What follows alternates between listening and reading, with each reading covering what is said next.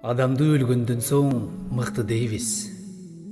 Аттиң ай, ажал кайдан чыкты дейбиз. Жараткан кайра тирил жарым саатка жалбарган үнүбүздү укчу дейбиз.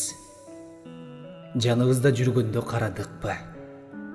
Жан эле ай булгандай деп бааладыкпы?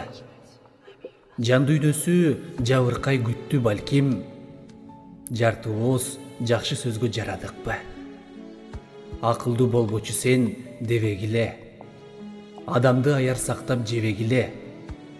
Ааламдан көз өткөндөр артка кайтпайт, алтындан эстеликтин керегине. Калтырбай көңүлдөрдү тирүү кезде, кадырлашып жашасак колдон келсе.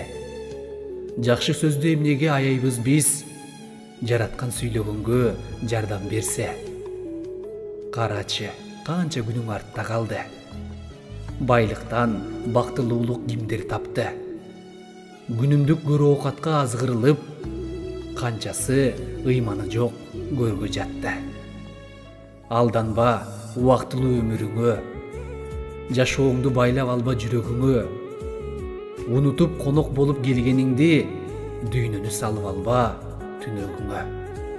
Эстечи, бүгүн батпай ыйлаганың, жан дүйнөң ыйманы жок кыйналганың.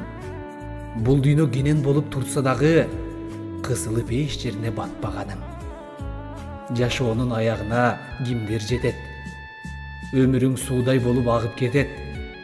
Түшүнүп ыйман жолун тапкан болсоң, ыйманың эки дүйнө пайда берет. Жаштыгың кайрылбастан артта калат. Сулуулук бырыш болуп карып барат. Түшүнүп жаратканды таанып алсаң, жан дүйнөң бактылуулук жолун табат.